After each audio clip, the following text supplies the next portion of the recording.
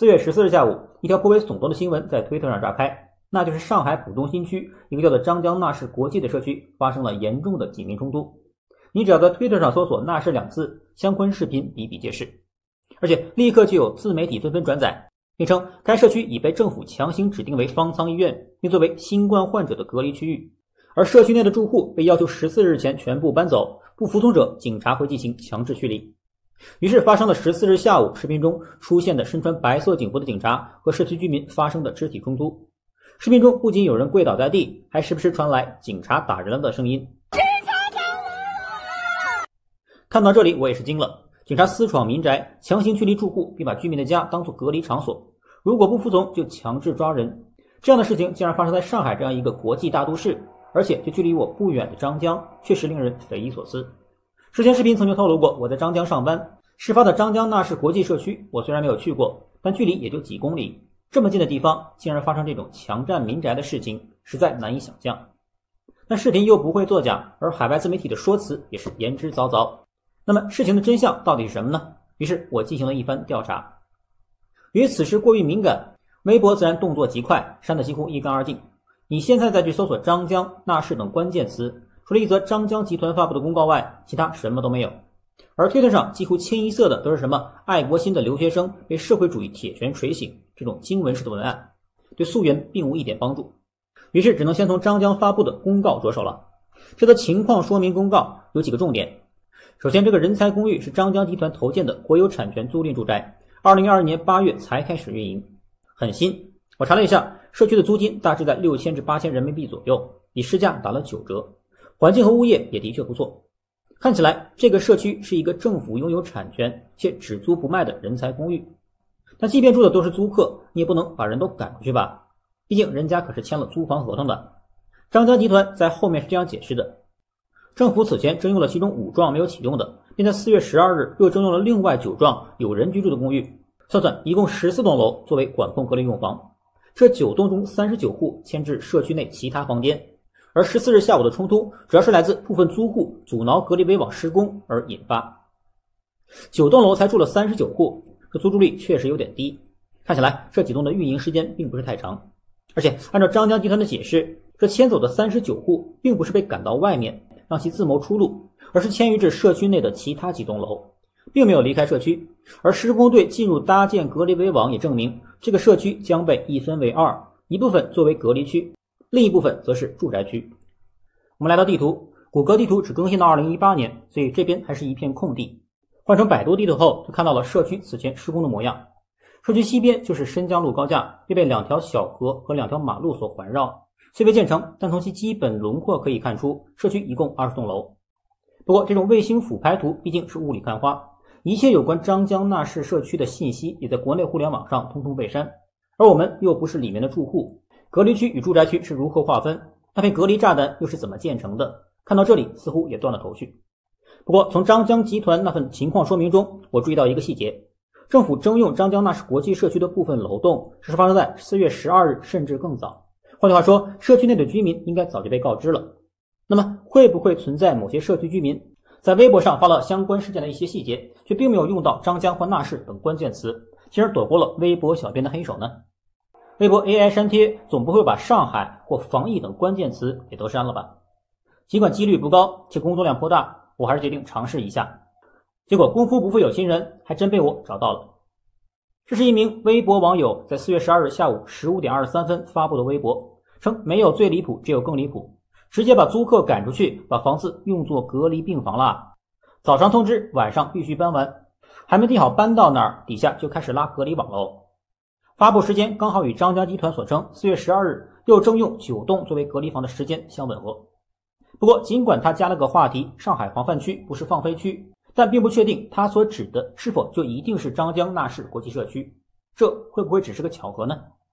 我们打开他所发布的图片，图片中显示社区被划分为风控区和住宅区2部分，而内部的楼栋数刚好也是20个，这就与我刚才查到的卫星地图所显示的楼栋数量一致了。我们将2张图放在一起，可见左图上方那条路应该就是右图左侧的申江路高架，再根据左图将楼号填上，楼宇位置也基本一致，所以可以确定左图应该就是事件的发生地张江纳市国际社区了。而这名网友应该就是里面需要搬迁的租客。考虑到他发微博的时间为冲突发生的2天前，那时他并不知道14号会发生冲突，微博会大量删帖，所以没用张江或那氏等关键词实属无心插柳，却意外使他的这则微博得以幸存。鉴于此前徐州铁链女的视频中提到过一名网友的微博，影响力还不小，后来他便将微博注销了，所以以下引用内容的微博 ID 都将被隐藏。我们再来看看他提供了哪些信息。第2张图片为施工人员在搭建隔离栅栏，图片摄于12日，而14日就发生了部分租客阻止施工人员继续搭建，进而引发了后来的警民冲突。下面留言里，这名网友还解释了一些网友的提问。有人问道：征用之后你们住到哪里呢？博主回答：就是征用了2/3，剩下的人全部去另外1/3居住。还有人问：那么多人有补偿吗？博主的回答是：口头承诺免1个月房租。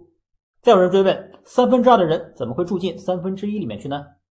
博主的回答是：因为小区入住率很低，疫情前我都不知道我们这儿能有500个人，我坐电梯从来没遇到过人。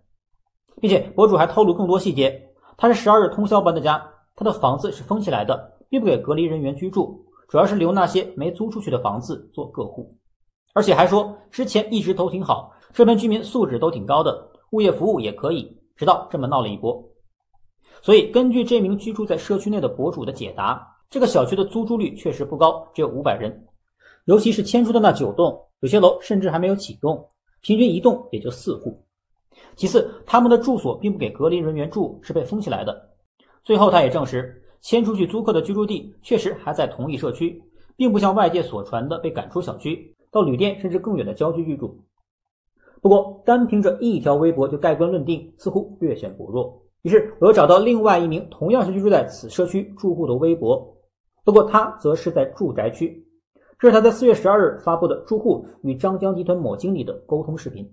我们这些人来，我们都是17楼的租户，我们想知道谁让11号楼的人搬进来的目的是为什么？然后11号楼的那个人搬过去了之后，我们也想问他一样，你搬过来之后，你是想把那个楼倒出来给我们这个支援新冠患者吗？我们想问一下，是不是？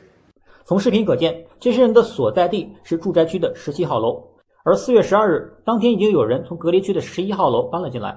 不过他们并不是反对内部搬迁，他们反对的是在这个社区搭建临时隔离区，因为住宅区和隔离区距离太近，并不安全。另外，从这名网友发布在4月14日23点36分的最新贴文可见，在当天下午冲突时被警察带走的那些住户已经回到了社区。另外还找到一则张江国际社区公众号与准备搬迁住户的一则对话，询问该名住户是否已经搬好，并确认要把房间贴上封条。住户回复了：封吧，谢谢，请不要让人进入他的房间。此外，我还找到了他与朋友在微信群中对话的内容。他确认政府给他们安置了一模一样的房型，并且免了房租，房间是用封条封起来的，不会有人进入他们的房间进行隔离。还说社区群里一开始都是很正常的对话，一直有人在煽风点火，后面就升级成暴力了，在小区里打砸东西，并且还回复说他们这栋楼只有10几户人家，其余的空房才给隔离的人住，而且也不是小洋人，是张江厂里一阶的人员，还有方舱复阴出来隔离的人，并不是要在小区里建方舱医院。而且他还提供了当时的一份租赁合同，其中的11.1章节列举了几种合同终止、三方互不承担责任的情形。第2条就指出该房屋因社会公共利益被依法征用的。看得出来，这位社区内的住户面对问题非常理性，而且还提到微博上的言论真假混说，断章取义，还劝大家理性看待。微博上什么言论呢？都是类似这种，在微博小编还未挥刀删帖前，当天下午充斥着这样的言论，例如强征公寓变方舱，把正常租客赶走，不走就打，等等等等。最后微博一刀切的将这些言论全部清除，当然也包括披露真相的贴文，只留下推特上一面倒的情绪宣泄。如果不是我从复杂的信息中将其捞出来，恐怕现在大家还是一头雾水。这位住户在解释了自己的搬迁路线、政府补贴及合同细节后，他的朋友也问到了，那就更奇怪了，大家闹啥呢？很简单，刚才那位网友其实给出了解释，位于住宅区的住户并不反对隔离区的人搬过来，只不过他们不想让政府征用社区的一半作为隔离区罢了。在隔离区的39户全部或部分搬迁至住宅区后，社区内的居民在14号阻止了围栏的继续施工，继而社区报警后，才出现了视频中警民冲突的画面。当然，关于此次事件，我也发现了不少洗地言论，例如这一则，他称政府征用了这个小区，给里面住户在郊区找了地方，并且免了上半年全部房租。